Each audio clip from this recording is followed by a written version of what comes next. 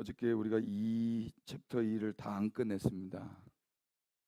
왜 안 끝냈냐면 이 마지막 여기가 어, 제일 중요한 부분이라고 생각했기 때문에 어, 어젯밤에 여기 포항에 구독자분이 계셔요. 근데 그분이 어, 제가 목포에서 사역을 했었는데 그때부터 구독을 하셨다가 그때는 이제 찬양만 들으신 거예요. 찬양만 듣고 제가 거리에서 찬양하는 거만 보시다가 그때 제 유튜브를 했는데 2016년, 17년이거든요. 한 9년 전이네요. 근데 그때는 제 설교 메시지를 올릴 수가 없었어요. 그래서 설교 메시지가 없었는데 이제 서울로 다시 사역을 하면서 그때 새벽기도 설교를 몇 편 올렸거든요. 그 뒤로 이제 설교를 들으신 거예요. 어, 제가 설교도 하는 사람이구나 이제 알으신 거예요.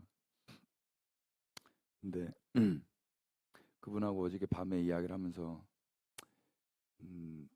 만약에 내가 하나님 오래 살게 해주셔서 한 80살 정도까지 살게 된다면 나는 뭘 전하다 온 사람일까 그런 상상을 좀 하거든요.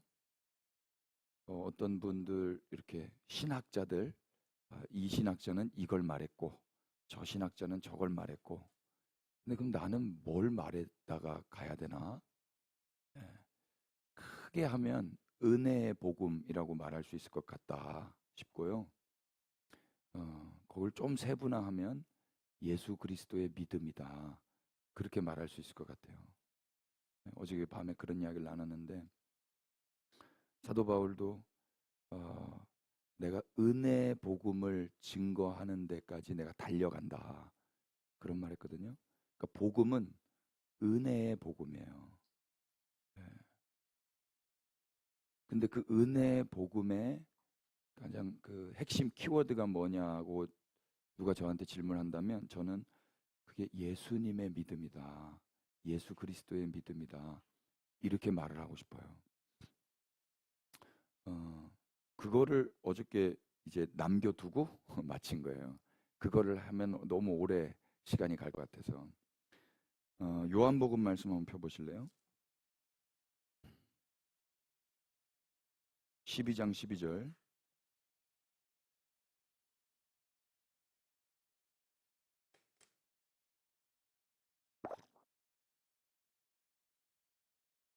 어, 제가 한번 읽어볼게요. 그 이튿날에는 명절에 온 큰 무리가 예수께서 예루살렘으로 오신다는 것을 듣고 종려나무 가지를 가지고 맞으러 나가 외치되 호산나 찬송하리로다 주의 이름으로 오시느니 곧 이스라엘의 왕이시여 하더라. 아멘. 어, 내용이 틀리진 않았습니다. 찬양의 내용이 틀리진 않았는데 이 사람들이 4일 지나서 예수님을 죽입니다. 무시무시한 거예요. 이렇게 찬송했던 사람들인데 며칠 있다가 예수님을 십자가에 달아버려요. 어, 참. 근데 놀랍게도 하나님께서 이 찬송을 내뱉은 걸 그냥 허락을 해버리세요. 이게 충격이었어요. 하나님이 살아계시면 그 입을 다물게 해야 될 거 아닌가. 저렇게 한 입 갖다가 3일, 4일 전에 주님을 왕이라고 했던 사람들이 어떻게 그렇게 돌변을 해서 그렇게 예수님을 죽이는데 하나님 다 알고 계셨을 텐데 그걸 왜 안 말리나.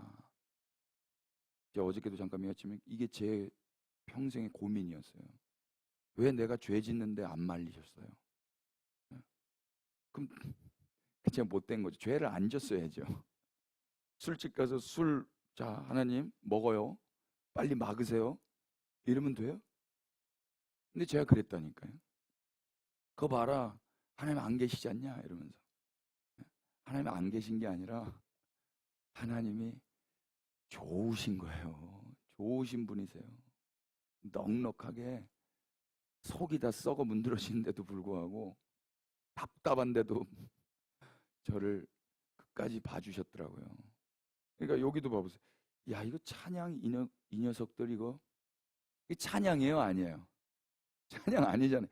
이 살인마들인데 내 아들 죽이기 전에 내 아들한테 왕이라고 했던, 근데 하나님이 그걸 그냥 다 하게 하신다니까요. 하게 하시는 이유가 봤더니요, 이런 말도 안 되는 찬양, 비스무리한 찬양을 해봐야 이 다음에 하나님이 은혜를 주셔서 눈이 열렸을 때, 아이고야, 이 부끄러움을 느끼게 돼요. 이 부끄러움을. 비로소 찬양을 안 했으면 부끄러운 게 뭔지 몰라요. 죄를 져봤기 때문에 죄가 부끄러운 거라는 걸 비로소 알게 되더라고요. 그러니까 하나님이 이렇게 역사하세요. 그러니까 불순종 가운데 가두어 두신다는 거예요, 이게. 왜? 긍휼을 베푸시기 위해서. 로마서 11장 가보세요. 여기 딱 체크를 해놓으시고,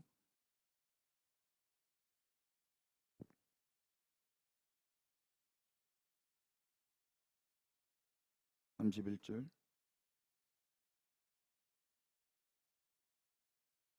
이와 같이 이 사람들이 순종하지 아니하니 이는 너희에게 베푸시는 긍휼로 이제 그들도 긍휼을 얻게 하려 하심이라.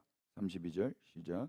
하나님이 모든 사람을 순종하지 아니하는 가운데 가두어 두심은 모든 사람에게 긍휼을 베풀려 하심이로다. 아멘. 순종하지 아니하는 가운데 가두어 두셔요. 이게 너무 은혜예요. 원래 순종하지 않으면 어떻게 해야 돼요?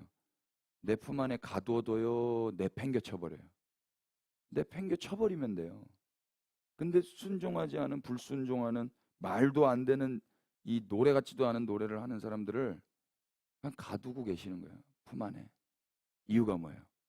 그래야만 하나님이 긍휼을 베푸신 뒤에 비로소, 아, 내가 죄인이었구나. 내가 과거에 했던 그게 다 죄였구나. 나는 찬송을 했는데, 난 예배를 드렸는데, 나는 선한 일 하겠다고 목사로 살았는데, 야, 이게 참 다 불순종이었고 하나님의 긍휼이 없었으면 즉사하는 일이었구나. 네, 하나님이 이거 보세요. 이게 이 고백이 막 하나님이 무섭게 해가지고 협박해가지고 두려워서 하는 고백이에요. 하나님, 내가 그런 죄인이었어요. 내가 했던 그 찬양은 다 잘못된 것, 한 번만 용서해 주세요. 이런 게 아니라고요. 그분의 오래 참으심과 그 사랑과 은혜와 긍휼을 받자 비로소, 아, 내가 했던 그 모든 것마저도, 야, 이거는 다 불순종의 열매였을 뿐이고 선한 게 아무것도 없었구나. 자랑할 게 아무것도 없어지는 거예요. 그게 이스라엘과 열방 안에서 하나님이 지금까지 일하고 계신 그분의 경륜인 거예요. 이걸 바울이 알았어요. 그래서 이렇게 찬양하는 거예요. 깊도다 하나님의 지혜와 지식에 풍성하며 그의 판단은 헤아리지 못할 것이며 그의 길은 찾지 못할 것이로다. 인간으로서는 그분의 그 크심을 알 수가 없는, 이 새 노래를 하나님이 주셨는데 이 구절로 하나님이 노래를 주셨어요. 곧 나오게 돼야 되는데 안 나오고 있어요. 나오면 많이 많이 불러주세요. 안 부르실 거예요? 노래가 어려울 겁니다. 그래서 근데 이게 제가 노래를 작사 작곡을 한 게 아니라요. 메시지, 제가 이 자리에 있어야 돼요. 이 청중의 자리에 있을 때 메신저가 말씀을 하시잖아요. 그럼 그 말씀을 딱 들으면 제가 예배가 되는 거예요. 그래서 나온 노래들인 거예요. 제가 책상에서 쓴 게 아니라 그릴 줄도 모르고 읽을 줄도 모릅니다. 콩나물 대가리를. 네. 근데 제가 여기에 있다 보니까 듣지를 못하는 거예요. 제가 말하고 제가 듣지만 이 긴장을 하니까 제가 듣는 100% 듣는 입장이 아니더라고요. 그래서 제가 혼자 준비할 때, 혼자 말씀을 준비할 때 그때 예배가 돼요. 여기는 제가 뭐라 은혜로 해야 되는데 제가 긴장하고 하거든요. 그래서 메신저로 이렇게 올인한 뒤에는 예배곡이 잘 안 나오는 거예요. 노래가 안 나오는 거예요. 여러분, 설교를 하는 이유는요, 전 몰랐는데 예배를 드리게 하기 위함이었어요. 그러기 위해서는 이 설교 안에 하나님이 무슨 일을 행하셨는지 그게 전파되면 예배하십시오라고 말하기도 전에 내 속 안에서 예배가 되고 있더라고요. 와, 하나님. 그러니까 막 여기를 막 일어나서 막 하면 무례해지니까 그렇게는 못하지만 막 속 안에서 이미 막 예배를 하고 있는 거예요. 막 뛰쳐나가고 싶은 거예요. 빨리 이제 이게 메시지가 딱 끝나면 다 같이 예배하잖아요. 그게 막 폭발적으로 터져 나오는 거예요. 말씀이 그렇게 터트리는 거죠. 예. 그렇게 회복시키십니다.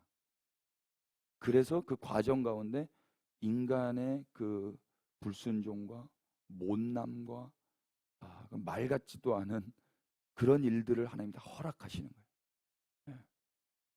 다시 본문 12장 13절 보세요. 종려나무 가지를 흔들고 호산나 주의 이름 오시느니 이스라엘의 왕이여. 그리고 바리새인들은 어떻게 하는 거 보세요. 19절. 바리새인들이 서로 말하되 볼지어다 너희 하는 일이 쓸데없다. 보라 온 세상이 그를 따르는도다. 아멘. 분위기가 어때요? 이 사람들은 대체로 갈릴리 사람들로 우리가 추정할 수가 있는데, 갈릴리 사람들은 요한복음 6장에 따르면 예수님을 억지로 임금을 삼으려고 그랬어요. 왜냐하면 그때 오병이어 기적을 봤거든요. 기적을 보고 와, 이분이라면 날 배고프지 않게 해주겠다 하는 마음이 들어왔는지 억지로 예수님을 임금 삼으려고 했는데 예수님이 어떻게 하시죠? 산으로 도망가세요. 산으로. 그리고 명절이 돼서 이 갈릴리 사람들이 예루살렘으로 온 거예요. 그랬더니 그 당시에 다른 예루살렘 사람들은 바리새인들이 신고하면 뭐 포상이 있다고 했는지 예수님만 보면 신고하려고 그랬어요. 그런데 느닷없이 예수님을 갑자기 찬양하는 사람들이 나타난 거예요. 무리들이. 그러니까 이들은 이 예루살렘 도시 사람들이 아니라 이 예루살렘 6월절 명절 기간이 되면 사람들이 각지에서 다 올라오잖아요. 그러니까 갈릴리에서 올라온 걸로 추정하는 거예요. 근데 그 모습을 보고 조금 전까지 예수님을 잡으려고 했던 바리새인들이 오늘 19절 읽은 것처럼 절망을 하고 있는 거예요. 뭐라고 그러죠? 서로 말하되 볼지어다 너희 하는 일이 쓸데없다. 보라 온 세상이 그를 따르는도다. 그러니까 바리새인들이 아무리 예수님 잡으려고 했던 거 그거 다 쓸데없다고 그러는 거예요. 온 세상이 예수님을 따른다고 낙심하고 있는 거예요. 여러분, 상황이 이러면 좋은 거예요? 좋은 거예요? 봐보세요. 어떤 분들이 여러분들을 막 따르고 여러분들을 대적하던 자들이 갑자기 손을 놔버렸어요. 좋은 거 아니에요? 더 나아가서 20절 보시면 명절에 예배하러 올라온 사람 중에 누구가 있냐면 헬라인들이 있어요. 헬라인들도 예수님을 보고 싶어 하는 거예요. 그러니까 유대인도 이방인도 예수님을 보고 싶어 하고 예수님을 높이고 있고, 예수님을 잡으려고 했던 바리새인들은 이 광경을 보면서 절망을 하고 있고, 어느 때보다 상황이 좋은 상황 아니에요? 그런데 예수님은 뭐라 그래요? 인자가 영광을 얻을 때가 왔다. 그러면서 그 유명한 24절 말씀을 하시는 거예요. 다 같이 읽어보실까요? 시작. 내가 진실로 진실로 너희에게 이르노니 한 알의 밀이 땅에 떨어져 죽지 아니하면 한 알 그대로 있고 죽으면 많은 열매를 맺느니라. 아멘. 이 무슨 말 하시는 거예요? 내가 왕이 되겠다라는 거예요? 내가 죽겠다라는 거예요? 왜 이러시는 거예요, 우리 주님? 어느 때보다 예수님이 인간적으로 표면적으로 외관상으로 봤을 때는 상황이 나쁘지가 않아요. 좋아요. 근데 예수님은 그 상황이 좋은 그때 죽는 소리를 하시는 거예요. 저는 이게 예수님의 믿음이라고 보여졌어요. 이게 예수님의 믿음이에요. 모든 인간들은요, 사람들이 날 칭송하고 외국 사람들도 막 날 보러 오고 유대인과 이방인 온 민족이 나에게 주목하고 있고 그리고 나를 대적하던 자들은 절망하고 있을 때 그때 왕이 되고 싶어요. 근데 하나님 그렇게 일을 안 하시는 거예요. 그건 영광이 아닌 거예요. 예수님이 말하는 영광은 모두가 그렇게 높이고 있을 때 그냥 맥없이 죽어버리는 걸 영광이라고 하는 거예요. 이게 기독교예요. 왜 한숨 쉬세요? 근데 봐보세요. 예수님이 이때 우와, 사람들이 날 다 찬양하네. 그래, 네 말대로 내가 왕이야. 바리새인들이 손을 놨네.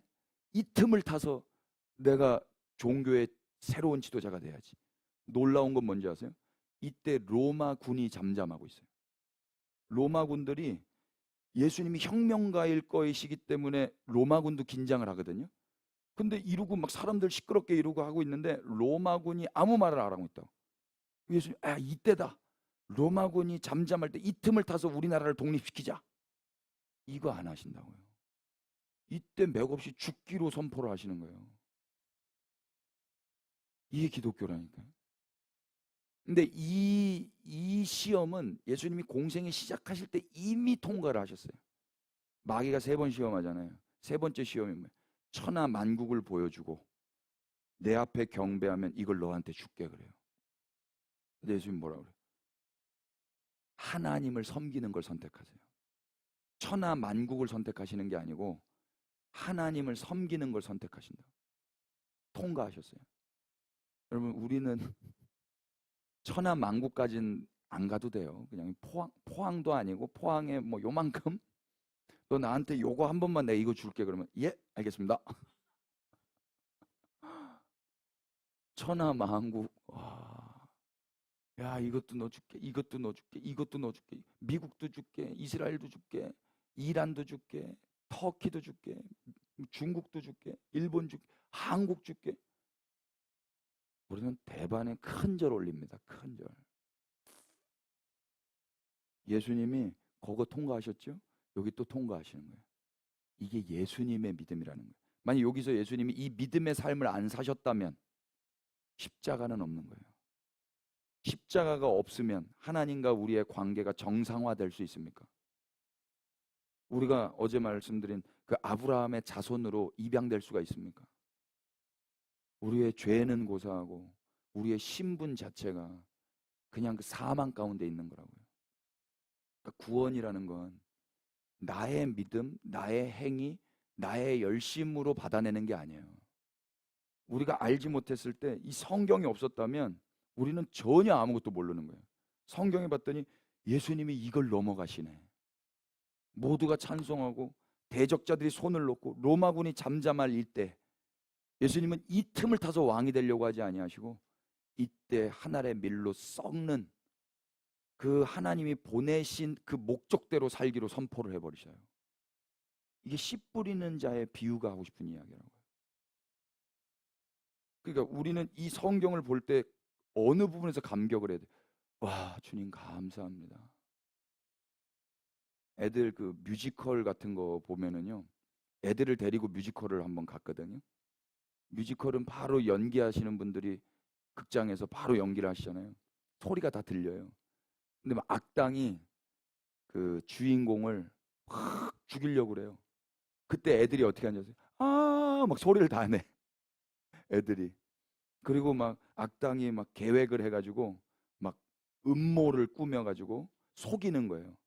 일리 가면은 함정이 있는데 지금 우리 주인공은 그걸 모르는 거예요. 근데 막 음모를 했는데 근데 관객들 애들은 다 알잖아요. 그럼 어떻게 해요? 안 돼. 가면 안 돼. 막 이래요. 너무 귀엽잖아요. 근데 우리가 만약에 성경을 처음 보는 사람들이에요. 처음 보는 사람들인데 순서대로 이렇게 보는데 예수님이 여기서 헛딱 넘어가려고 그래. 막 박수치고 호산나 호산나 그러니까 십자가는 뭐? 나 그냥 찬송 받을래. 바리새인들이 나 안 잡으려고 하니까 로마군도 잠잠하니까 나 그냥 여기서 혁명 일으켜서 이스라엘의 왕이 될래. 그럼 여러분 성경 보시다 어떻게 하셔야 돼요? 안 돼, 안 돼. 그런데 감사하게도 성경을 읽어보니까 오, 우리 주님이 하늘의 밀로 떨어져 죽으신다네. 아이고 안심이다.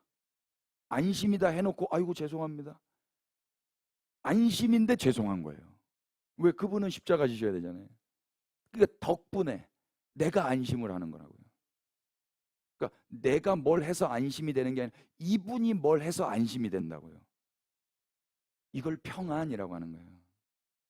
그러니까 우리가 구원의 확신이라든지 뭐 인생에서의 그 안정감 이런 게 뭘로 말미암아 오는 건가 봤더니 어저께 그 어리석은 부자처럼 내가 쌓아놓은 재물, 내가 다시 재건축한 그 창고 그걸로 되는 게 아니에요. 내가 열심히 기도한 그 쌓아온 시간 이런 게 아니라 예수님이 성실하게 하나님의 말씀에 순종하신 이 믿음의 삶으로 인해서 우리가 안심을 하게 된다고요. 아멘 언제 하실 거예요? 집에 가서라도 하시면 그 집에서 예배가 회복되시는 거예요. 이 아멘을 하시면 누가 영광을 받는다 그래요? 하나님이 영광을 받. 야, 니네 이제 알았어? 그게 우리 주님이 기뻐하시는 거예요. 내 아들이 그래서 이걸 참았단다. 그리고 너희들은 아무 공로 없이 아멘하여 나에게 영광을 돌리는 거란다. 예. 얼마나 염치가 없어요. 그렇지만 이거밖에 길이 없었던 거예요. 인간이 구원받을 수 있는 길, 인간이 하나님과 다시 연합될 수 있는 길, 이 하나님의 언약이 우리 안에서 풀어질 수 있는 길은 이 길밖에 없었던 거예요. 이 길을 예수님이 순종하신 거예요. 이 예수님의 순종, 예수님의 이 포기하지 않는 결단, 각오, 이걸 예수 그리스도의 믿음이라고 하는 거예요. 이 믿음이 우리를 살리는 거예요. 그래서 이제 이 예수님만, 야, 이 예수님만 믿을 만한 분이시구나 하고 우리도 이 예수님을 믿겠다고 따라가는 거예요. 이 믿음이에요. 이 책 한번 보세요.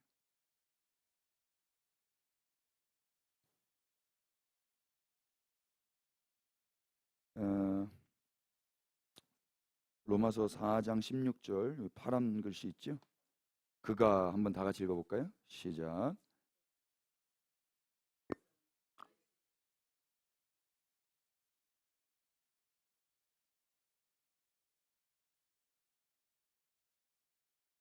계속.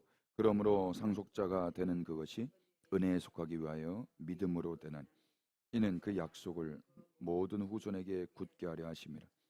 율법에 속한 자에게 뿐만 아니라 아브라함의 믿음에 속한 자에게도 그러하니 아브라함은 모든 사람의 조상이라 기록된 바 내가 너를 많은 민족의 조상으로 세웠다 하심과 같으니 그가 믿은 바 하나님 죽은 자를 살리시며 없는 것을 있는 것으로 부르시는 이시니라. 아멘. 아브라함이 뭘 했는가? 우리가 어저께 기억나시죠? 아브라함이 한 일이 있다면 어리석은 일밖에 없었어요. 그가 한 일 중에 선한 건 없었습니다. 오직 하나님 한 분만 선하셨어요. 본토 친척 아비의 집을 떠나라고 하셨지만 보란듯이 친척 데리고 가는 그 담대한 불순종 가운데 제 한 목숨 살겠다고 아내를 팔아먹은 그 파렴치함 가운데도 소위 거룩한 명분으로 조강지처 앞에서 이방 여자와 동침하는 은큼한 가운데서도 하나님의 면전에서 대놓고 그분의 말씀을 비웃는 무례함 속에서도 하나님의 영원한 언약은 취소되지 않았어요. 이게 우리 하나님의 선하심인 거예요. 이는 할례를 받은 자나 받지 않는 자가 동일하게 하나님 측에서의 방법으로 그의 자손 되게 하시기 위함이셨어요. 그러니까 뭘 잘해서 어떤 일을 완수해서 구원을 받지 않는 방법으로 구원을 받게 하셨다고. 그걸 믿음이라고 하는 거예요. 따라서 아브라함은 죽은 자를 살리시며 없는 것을 있는 것으로 부르시는 이가 좋은 씨를 뿌려 좋은 밭을 만들어내심으로 하나님의 의를 선물로 주시는 일의 본보기가 되고 있는 거예요. 그래서 믿음의 조상이라고 하는 거예요. 믿음으로 아브라함의 후손이 된 자들은 이 아브라함이 받은 의의 선물을 상속받는 겁니다.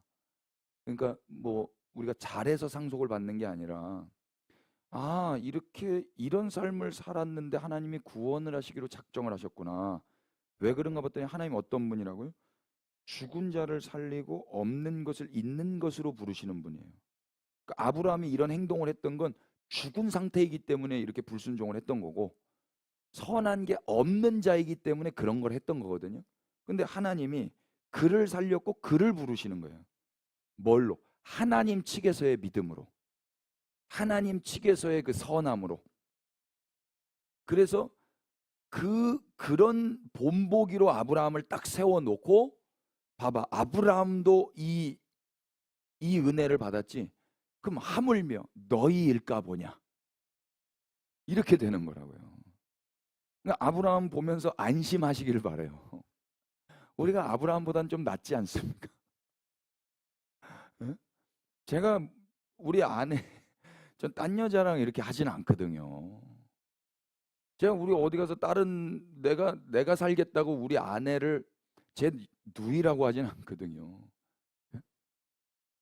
제가 하나님 앞에 하나님, 저는 못하겠습니다. 죄송합니다는 해봤는데, 네, 알겠습니다 해놓고 보란 듯이 롯 데려가진 않거든요. 이 무슨 경우예요, 이게? 아멘 하고 갔는데, 아, 하나님 못하겠어요. 무서워요. 전 이건 해봤거든요. 하나님, 어떻게 이걸 떠나요? 하나님 정말 죄송합니다.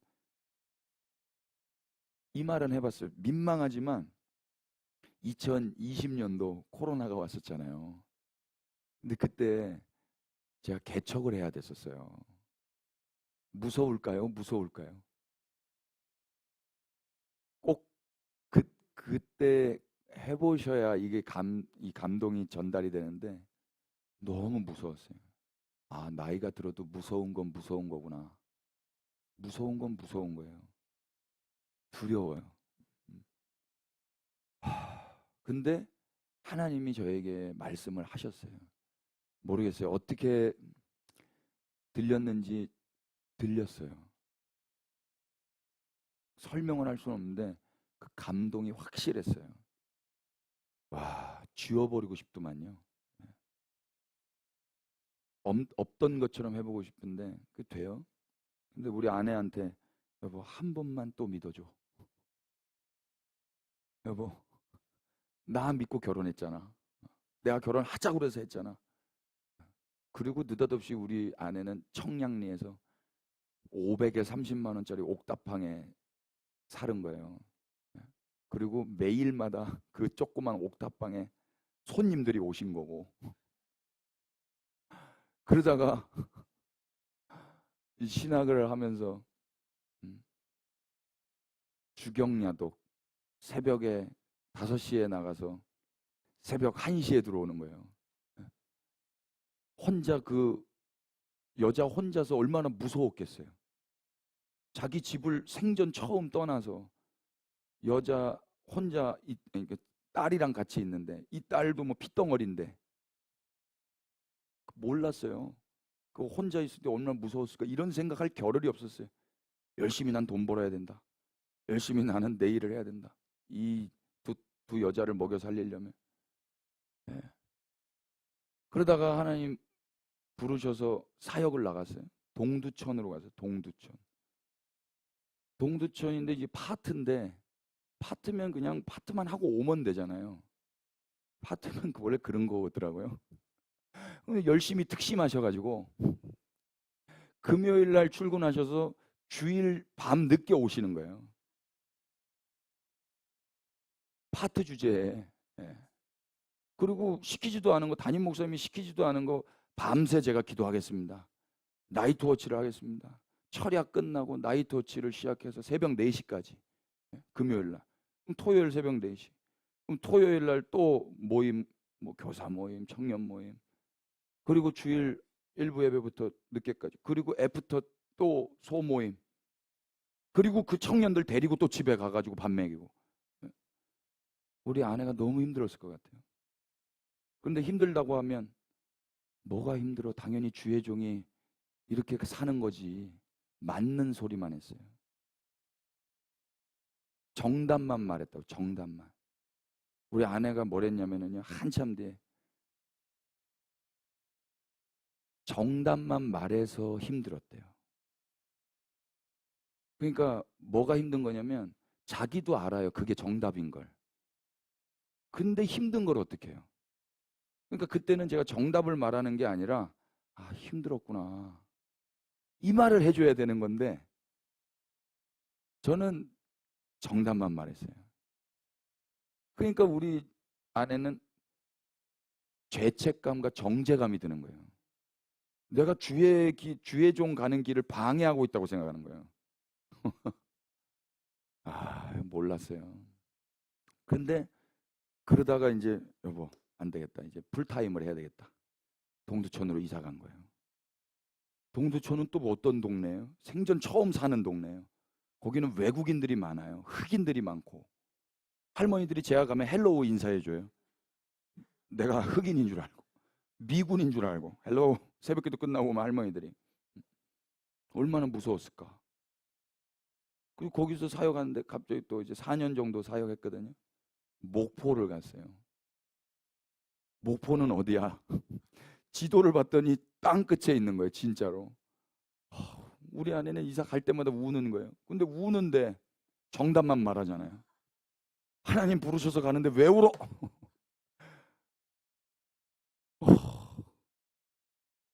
또 가는 거예요. 이사 갈 집이 어딘지도 몰라요. 여보, 죄송하지만 이사 갈 집이 어딘지 사진만 하나 좀 보내주시면 안 돼요? 이 사람아. 그걸 그럼 교회가 뭐 얼마나 난처해지겠나. 우리가 그냥 가서 그냥 집 놓고 살면 되지. 뭐 집이 구조가 어떤지를 알아야 어떤 가구가 들어가고 뭐 이런 거 할 거 아닙니까? 살림살이 하는 사람 입장에서는. 그런데 딱 갔는데 비가 추적추적 오는 날에 생전 처음 뭐 답사도 안 갔어요. 그냥 목포라는 곳에 간 거예요. 갔더니 어느 횟집으로 가시더라고. 횟집. 근데 거기가 우리 사택이라는 거예요. 횟집 2층 집인데. 그런데 거기 장로님하고 담임 목사님이 오셨는데 이분들도 당황스러워하세요. 이 사택을 보고. 그래서 뭐 저희는 몰랐는데 막 이런 이야기. 야, 이 집 맞아? 이 집 여기 사람 살 수 있어? 막 자기들끼리 그런 이야기를 하는 거예요. 가만 봤더니 원래는 그 4층을 주시는 건데 이 집주인이 갑자기 바꿔서 2층을 줘버린 거예요. 우린 뭣도 모르고 그냥 사는 거예요. 야, 그 횟집을 개조한 집인데, 야, 이 소리 저 소리 다 들려요. 예. 근데 다 그렇게 사는 줄 알았어요, 목회자니까. 예. 여보, 다 이렇게 사는 거야. 우리 아내는 그렇게 사는 건데, 자기가 그렇게 사는 게 힘드니까 우는 거죠. 그리고 하나님 앞에 이렇게 사는 건데, 하나님, 저는 이게 힘들어요. 하니까 늘 죄책감이 있는 거고. 그래서 또 하나님 저에게 또 감동 주셔서 서울로, 그것도 서초동으로 가라고 하시는 거예요. 또 울어요, 우리 아내가. 서울이 그렇게 넓은데 왜 하필 서초동입니까? 딴 동네로 가면 안 됩니까? 하나님 말씀하셨어. 서초동이야. 또 갔어요. 또 이제 서초동에서 이제 좀 안전이 될 만하니까, 안정이 될 만하니까, 여보, 하나님이 개척을 하라고 하시오. 아, 그쯤 되니까 우리 아내가 이제 큰 소리 좀 내더라고요. 아무것도 없는데 뭘 한다고 자꾸 그러세요. 아무것도 없는데. 그 맞는 말이에요. 아무것도 없어요. 근데 이 사람아, 하나님이 말씀하셨으면 다 된 거야. 제가 말하고 제가 은혜를 받았거든요. 근데 뒤돌아섰는데 무서운 거예요. 여러분, 하나님이 말씀하셨으면 다 된 거예요? 된 거예요? 아멘이죠. 저 평생 이렇게 설교했어요. 그런데 제가 또 이 삶을 살려고 하니까 너무 무서워요. 그리고 이미 40이에요. 애들은 컸고 이미 저도 체력이 없어요. 그런데 개척을, 그리고 상황은 코로나예요. 무섭더라고요. 개척 멤버가 있었어요. 누군지 아세요? 신천지예요. 개척 멤버가. 그래서 제가 하나님 무섭습니다. 두렵습니다. 그랬어요. 근데 그때 또 음성이 들렸어요. 뭐가 무서워? 뭐가 두렵니? 그래서 제가 그 음성 앞에 솔직한 제 마음을 올려드렸어요. 이전에 누리던 걸 누리지 못하는 게 제일 두렵습니다. 제가 말하고 너무 민망했어요. 아, 그렇구나. 나는 이전에 누리던 게 좋았구나. 비록 여기저기 떠돌아다니면서 그렇게 풍요롭게 살지는 못했지만 그래도 매달 따박따박 사례를 받았어요. 그리고 성도님들이 계셨고 내가 출근할 수 있는 공간이 있었어요. 근데 이제 그게 없는 거예요. 그게 무섭더라고요. 제가 어저께도 그랬어요. 아, 우리 성도님들이 계셔서 참 고맙다. 왜냐면 제 이 설교, 이 지루한 설교를 매주 들으러 오세요. 아니 뭐 제 설교를 들으러 오시는 건 아니죠. 하나님께 예배를 드리러 오시는데 그 가정 가운데 제가 설교를 그렇게 오랜 시간 하거든요. 근데 도중에 안 나가시고 앉아 계셔요. 참 감사하다. 그리고 와, 이 포항에 이 8시간 강의를 듣겠다고 앉아 계신다. 너무 감사하다. 이제 어제 그걸 또 깨달았네요. 근데 이 5년 전에는 사람이 없었어요. 근데 하나님께서 말씀하신 걸 그분이 이루셨습니다. 네. 벌써 5년 전이거든요. 근데 저 아직도 그리스도의 몸된 교회 담임 목회자예요. 기적이에요. 제가 한 게 아니에요. 네. 그래서 저는 설립 예배, 창립 예배 이런 말을 못했어요. 개척, 설립, 개척, 창립 이런 표현 쓰잖아요. 그건 사람이 한 거잖아요. 내가 세운 거거든요. 회사는 그렇게 할 수 있어요. 몰라. 크리스천으로서 회사를 했다고 그러면 모르겠는데 일반적으로는 그렇게 말할 수 있다고 해도 이건 제가 한 게 아니기 때문에 탄생이라고 말했어요. 탄생. 교회 탄생 1주년, 2주년, 3주년, 4주년, 5주년. 탄생은 누가 시키는 거예요? 그분이 하시는 거예요. 생명은 그분으로부터 말미암거든요. 그러니까 개척을 했다가 아니라 개척이 됐다라고 말하는 거예요. 이거는 그러니까 은혜가 뭐냐를 알면 알수록 주어가 달라져요. 주어가. 내가가 아니고 그분이 했다는 거예요. 오늘 제가 아침에 읽었던 책에 보니까요. 이런 구절이 있어요. 하나님께서 너를 부르심으로 인하여 너는 비로소 온전한 나가 된다. 그러니까 아담아라고 하나님이 부르셨을 때 비로소 아담은 진짜 아담이 되는 거예요. 그러면 하나님이 우리를 부르세요. 그걸 은혜라고 그래요. 누가 우리를 불러줘요? 누가 우리를? 누구 그냥 모르는 사람이라도 안녕하세요 인사해주면 기분이 좋아져요. 안녕하세요 정도가 아니라 칭찬해줬다. 아 오늘 참 근사하고 멋지세요. 참 어쩌면 표정이 좋으세요. 그것만 들어도 기분이 좋아지는데 하나님이 우리를 불렀다. 야, 이건 놀라운 거예요. 어저께 복음을 제가 뭐라고 그랬죠? 이미 일어난 사건이라고 그랬죠. 복음은 놀라움을 수반해요. 놀라움이 뭐예요? 놀라움은 이전에 일어난 경험이 없었던 일을 만날 때 터져나오는 현상이에요. 그러니까 복음은 이미 일어난 사건인데 그 이미 일어난 사건을 들을 때 이미 일어나지 않았던 그 어떤 소식이었기 때문에 내가 한 번도 경험해 본 적이 없는 소식이었기 때문에 놀라운 거예요. 근데 복음을 들었는데 안 놀랜다. 복음을 들었는데 안 당황하고 안 감격한다. 그건 잘못된 거예요. 복음이 잘못됐든지 아니면 내가 잘못됐든지.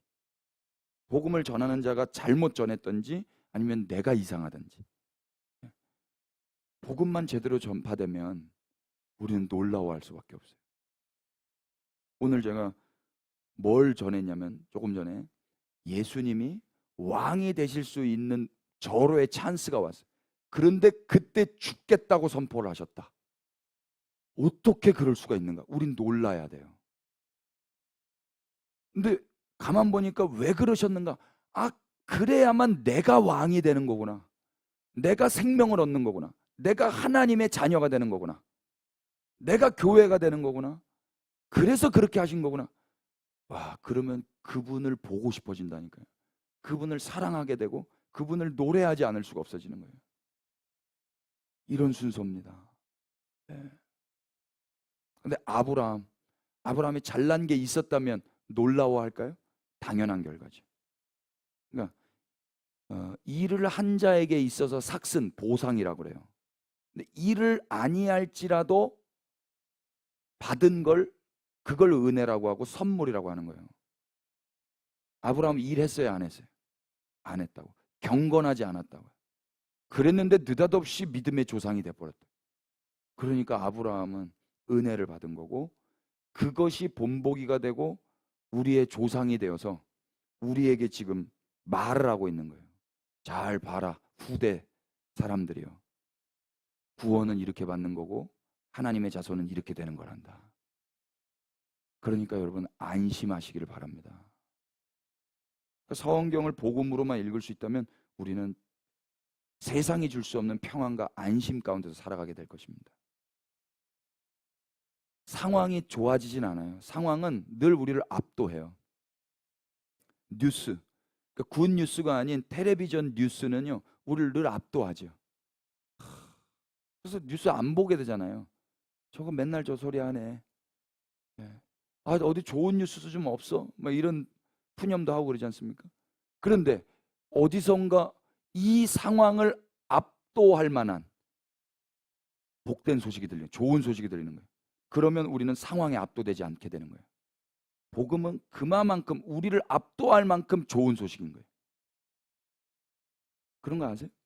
만약에 아무리 기분이 안 좋고 무슨 일이 있었다가 해도요, 이 상황을 뒤집어 엎을 만한 어떤 소식을 딱 듣잖아요. 그러면 조금 1시간 전까지 괴로웠던 이게 그냥 바뀌어요. 이게 소식의 힘이거든요. 이게 안 좋은 소식도 마찬가지예요. 가다가 갑자기 교통사고 빵 나보세요. 그럼 그 전에 좋았던 것도 다 잃어버리잖아요.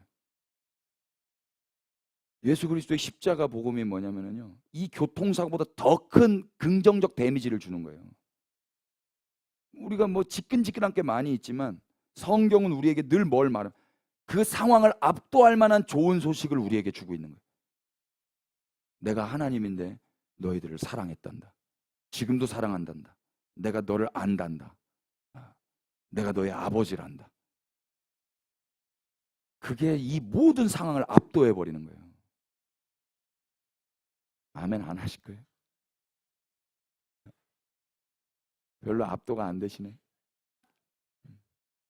이따가 저 감자 삶아요? 이 감자 삶는 냄새가 저를 압도하잖아요. 그러니까 이 집중이 안 되잖아요. 여러분, 우리가 감자 냄새에도 압도가 되는데 그리스도의 향기에 압도가 안 된단 말이에요. 그리스도의 향기가 뭐게요?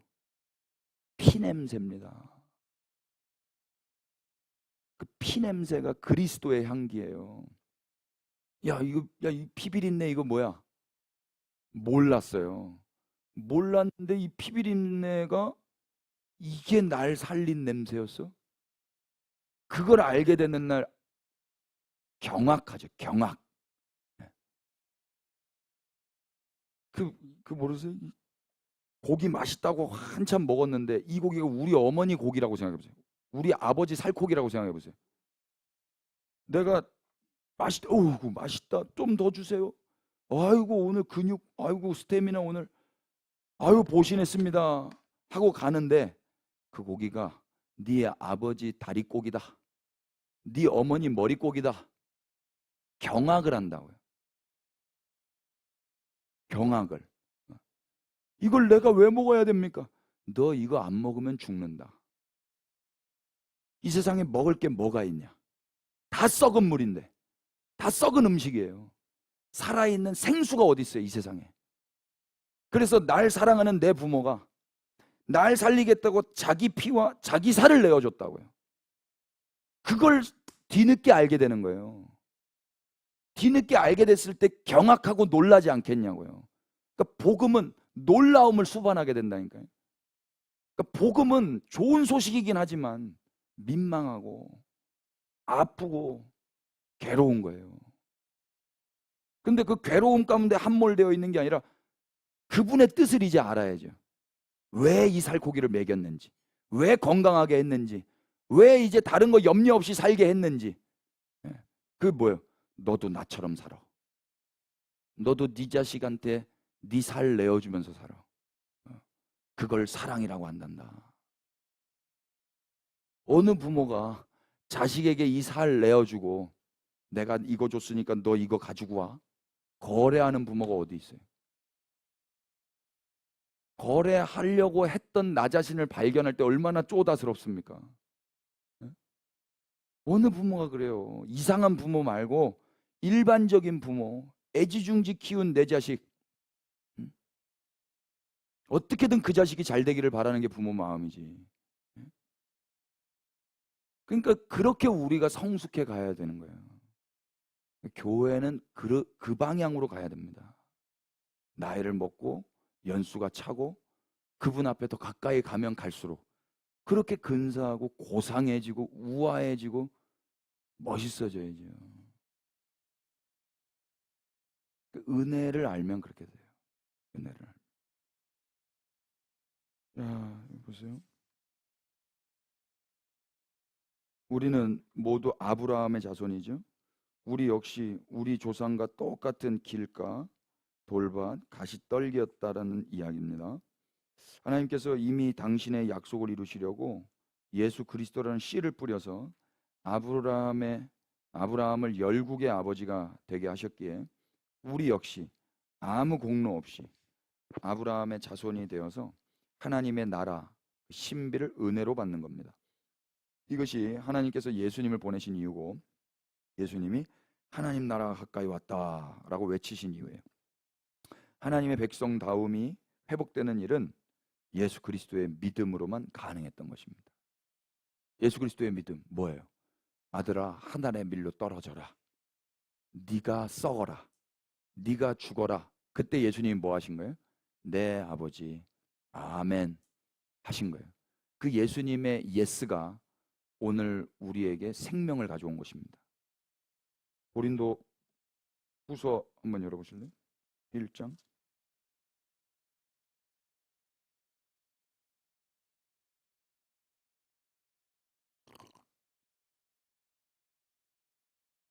20절. 이따 저녁에 감자 먹어요? 지금? 아 간식으로? 아 냄새가 저는 감자를 좋아하니까. 자 읽어볼까요? 시작. 하나님의 약속은 얼마든지 그리스도 안에서 예가 되니 그런즉 그로 말미암아 우리가 아멘하여 하나님께 영광을 돌리게 되는 아멘. 이 말씀이 그 말씀이에요. 하나님의 약속, 아브라함에게 하신 약속, 그게 얼마든지 누구 안에서 예가 돼요. 그리스도 안에서. 우리에게는 예가 될까요? 노가 될까요? 우리는 노지요. 하나님 못합니다. 근데 누구만 예했어요? 예수님만 예했다고요. 그래서 그로 말미암아 우리는 뭐 하는 거예요? 아멘 하는 거예요. 그래서 하나님께 영광이 돌려지게 되는 거예요. 예수님의 역할, 인간의 역할, 하나님이 받으시는 영광 이렇게 되는 겁니다. 이 말을 당시 유대인들은 받아들이기가 어려웠을 겁니다. 그러나 하나님은 그렇게 하셔요. 처음부터 당신이 하신 약속을 신실하게 지키시기 위해서 사람들의 거절이 당신과의 관계를 결정짓게 하는 것을 거절하시며 스스로 언약을 이루어 가셨어요.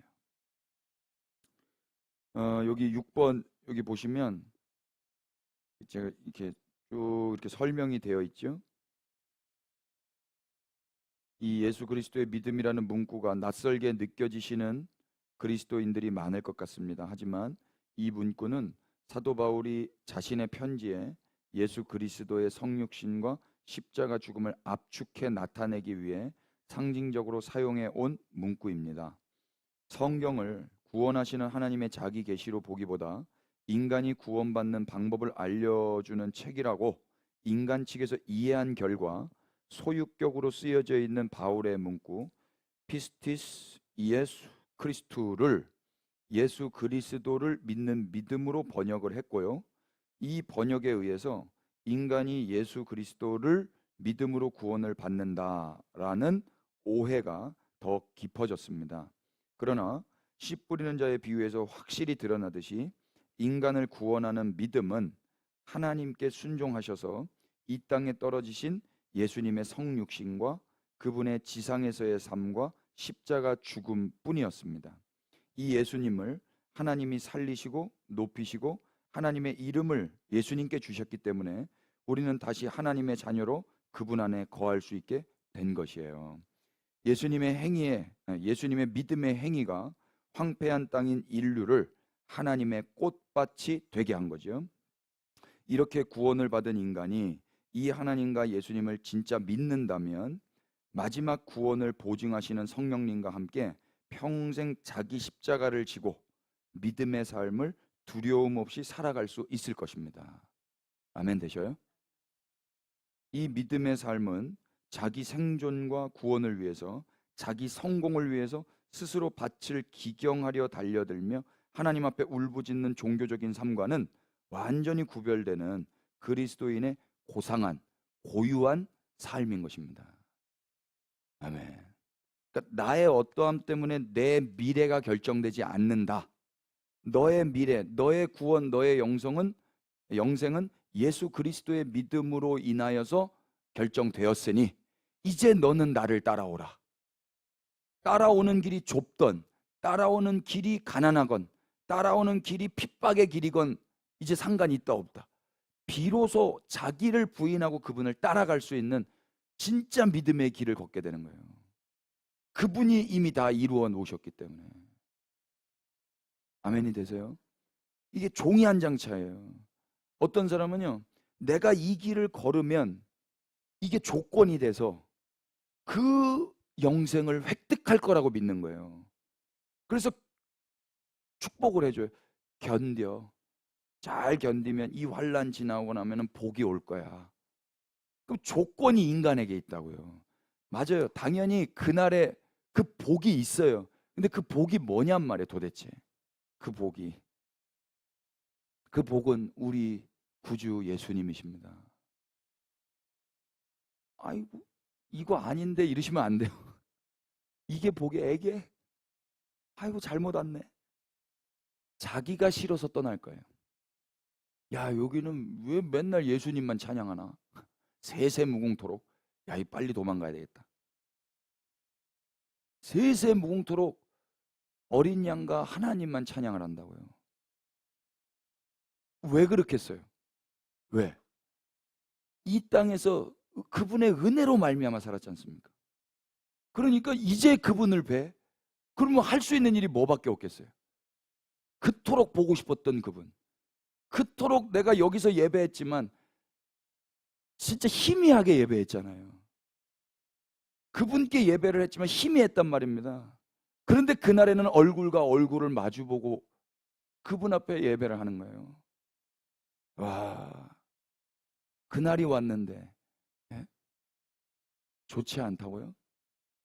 그럼 그 전에 했던 게 뭔지가 다 들통나는 거예요. 넌 그럼 그때 그거 왜 한 거니? 누구 쫓아고 한 거니? 뭘 바라보면서 했던 거니?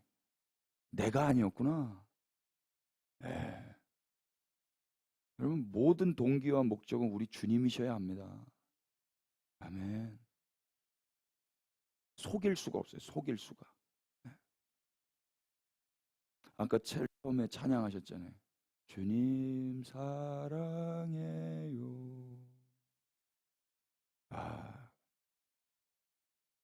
감동이에요. 감동.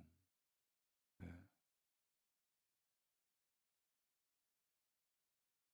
우리 애들이 저한테 아빠 최고예요.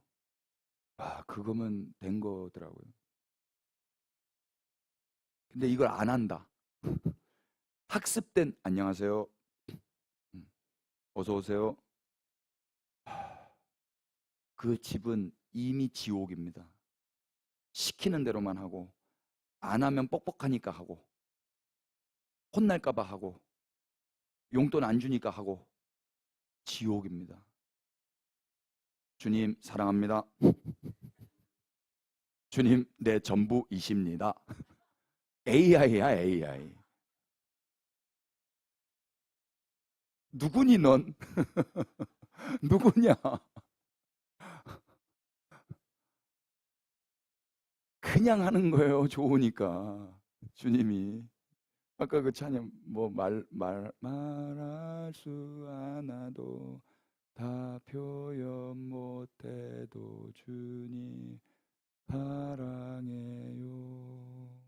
얼마나 이거 누가 만들었어? 이렇게 예쁜 가락과 예쁜 가사, 예? 멋있고 막 이게 아니라 주님 앞에 이분은 그걸 한 걸 거예요. 모르긴 몰라도 이렇게 하신 것 같진 않아. 이렇게 콩 나물 때 주님 이건 아닌 거야. 그러지 않겠나? 모르겠는데요. 아무튼 여러분 설거지할 때 노래해 보세요. 거기가 예배당 되는 거예요. 예, 그 식당 아니에요. 거기가 예배당이에요. 음. 야, 저기 보세요. 이제 넘어갑시다. 62페이지. 하나님 나라가 형성된 비밀. 아, 하나님 나라의 이 놀라운 신비요.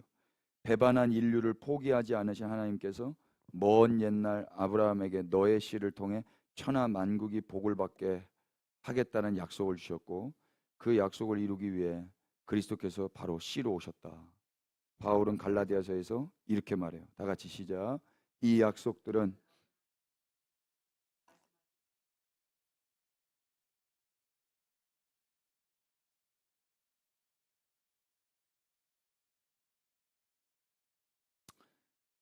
그러니까 신구약이 다 있어야 돼요. 전능하신 하나님이 인간의 모습으로 태어나셔서 인간들과 함께 사셨고 인간들의 죄가 되어 죽으심으로 인간들이 용서받을 길이 열려진 거예요. 어느 누구 하나 하나님의 속을 시원케 해드릴 자가 없는 이 황폐한 땅에 떨어지셔서 하나님의 소원을 예수님이 이루신 거죠. 이스라엘도 결국 실패한 이 일이었고 오늘날 영국도 미국도 대한민국도 여전히 할 수 없는 그 일을 해내신 분께 하나님이 뭘 주시냐면 모든 이름 위에 뛰어난 이름을 주시는 거예요. 이게 빌립보서 2장이에요. 한번 찾아보실래요? 빌립보서 2장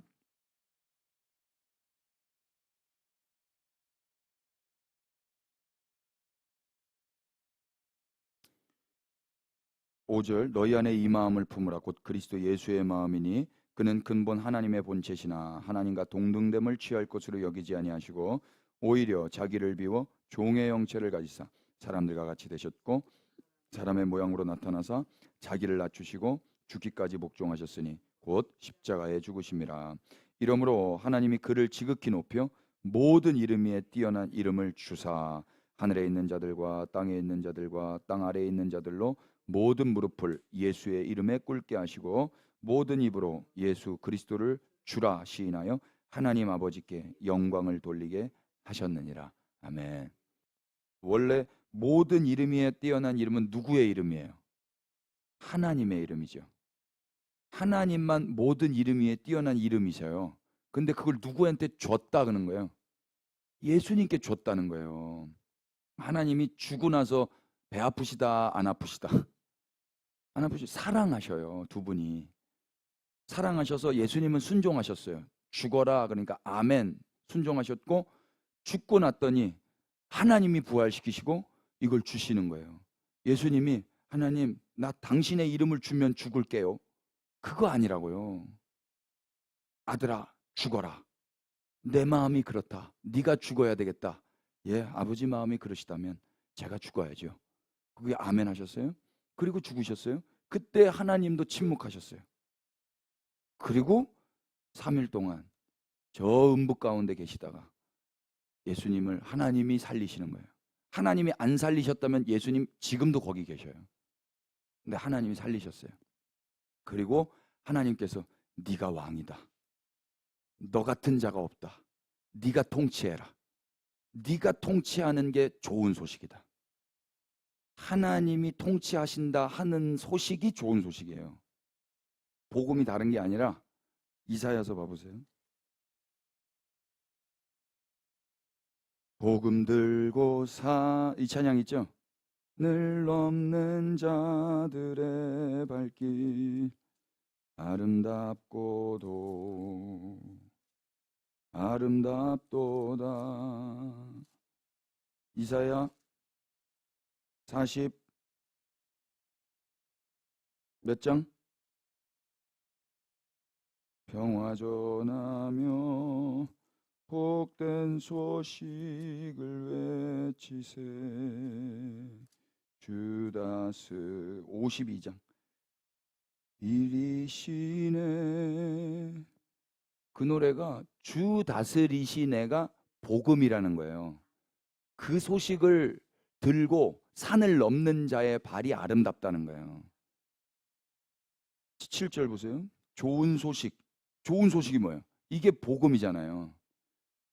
평화를 공포하며 복된 소식을 가져오며 구원을 공포하며 시온을 향하여 이르기를 뭐라고요?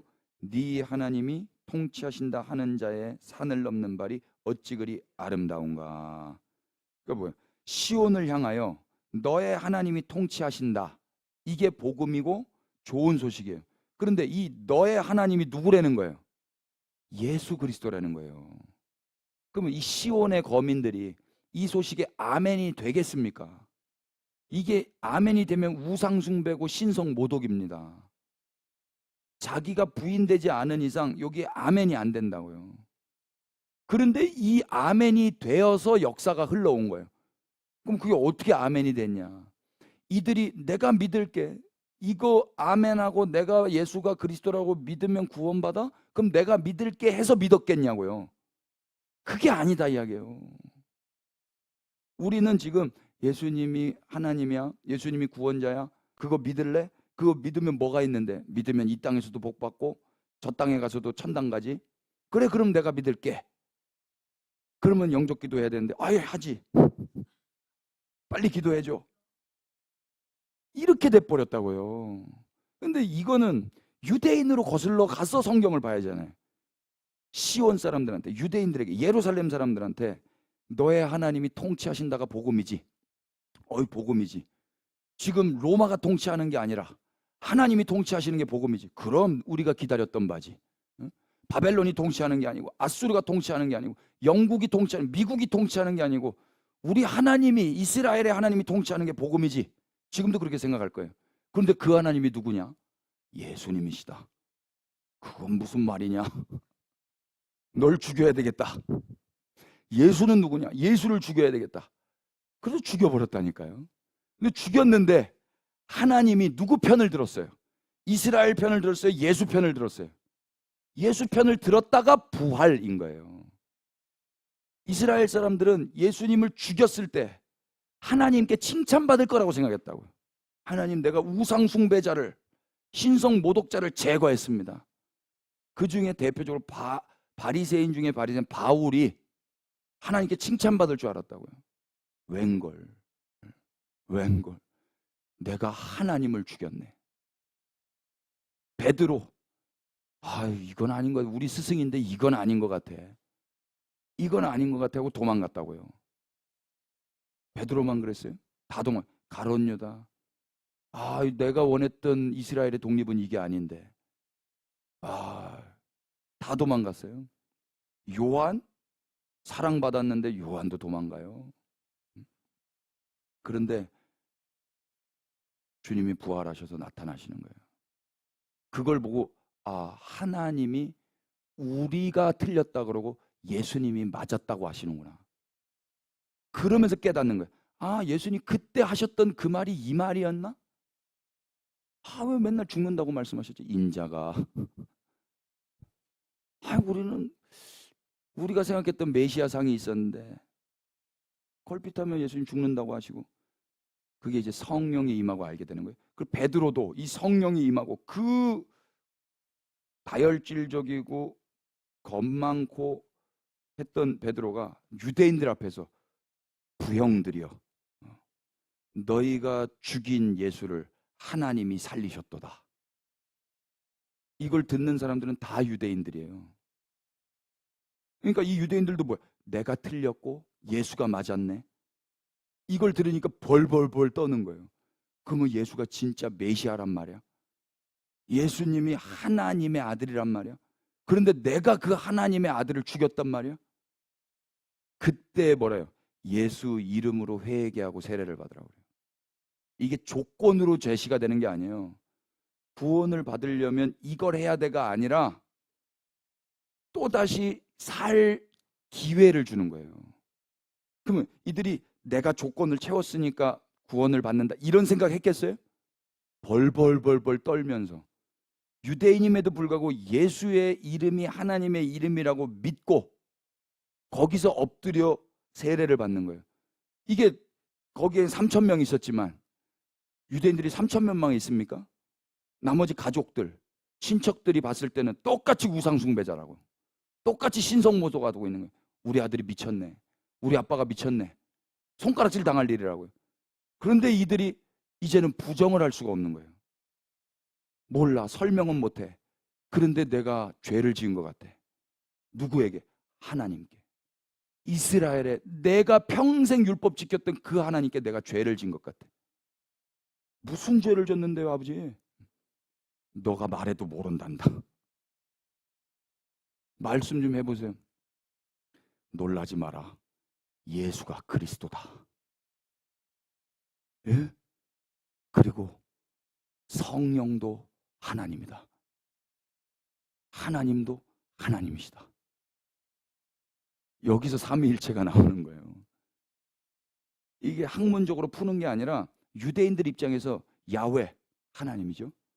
예수 하나님이죠. 성령 하나님이신 거예요. 너는 이해가 안 될 거다. 그런데 아빠는 부정을 할 수가 없다. 그분이 여기 계신다. 예수님은 죽으시지 않으셨다. 죽으셨어? 근데 부활하셨다. 그리고 지금 하나님 보좌 우편에 계시다. 그분은 하나님과 동등되신 분이셨다. 그런데 그분이 당신의 영을 아빠 같은 분한테도, 아빠 같은 사람한테도 내려주셨다. 너도 알지 않냐? 우리 구약 역사 안에서 하나님의 영은 특별한 누군가에게만 내려졌다. 그런데 남종과 여종, 종인 나에게도 은혜로 허락해 주셨다. 이게 다 그분의 은혜였단다. 이 소식을 전하는 거예요. 예수 믿어라. 이게 아니라 이 기독교예요. 초대교회가. 그래서 막 핍박이 오고 하는데 예배를 어찌 안 드릴 수가 있어요. 핍박이 와도 숨어서라도 예배를 좀 모가지를 비틀어도 예수가 그리스도라고 증거할 수밖에 없는 거죠. 그래서 박해가 있어서 흩어지잖아요. 흩어지면은 절망합니까? 흩어져서 예수님이 그리스도야. 예수님이 그리스도야. 이걸 누구한테 말했겠어요? 유대인들에게 말했겠다. 근데 이 사도행전이에요. 자, 여기 보세요.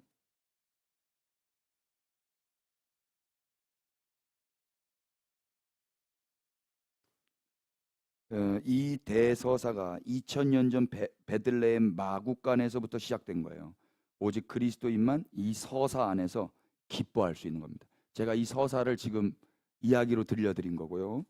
그러나 오늘날 성탄절에는 웃지 못할 촌극이 벌어져요.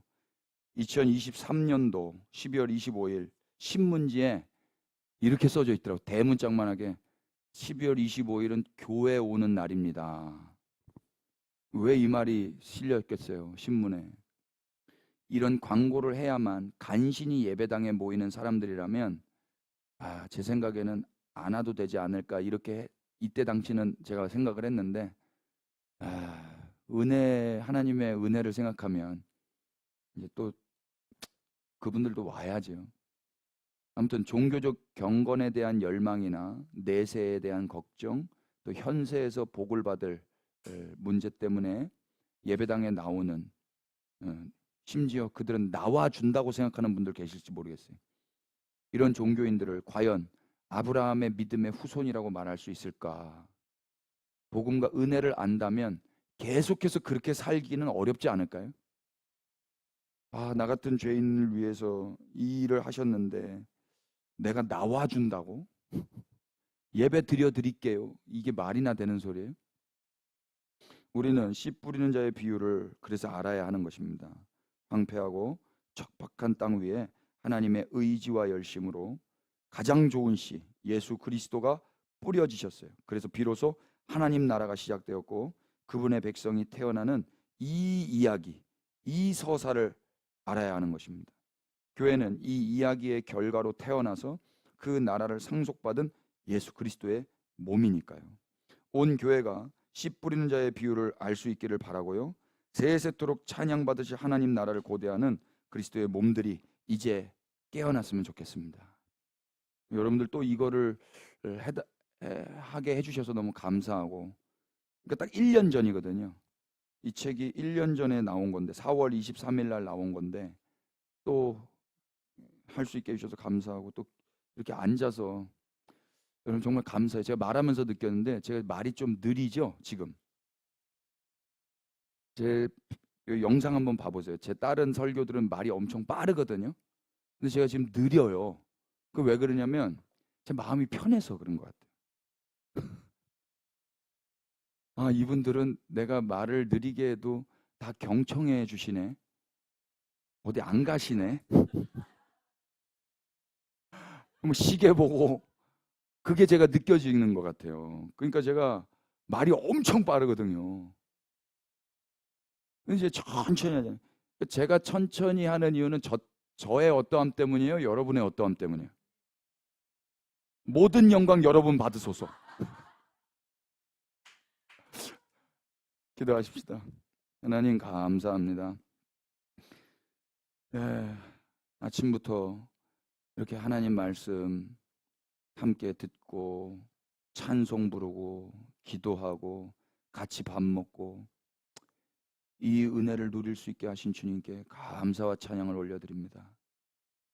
주님 없어 늘 절망감에 두려움에 염려와 근심으로 살던 자들을 주님이 다 이루어 놓으신 그 든든한 반석 위에서 평강을 누리며 주 오실 길을 예비하는 영광스러운 삶을 살게 하신 주님을 찬양합니다. 주님만 홀로 영광 받으시고 남은 시간도 주께서 선하게 이끌어가 주옵소서. 예수 그리스도 이름으로 기도합니다. 주께 박수하십시다.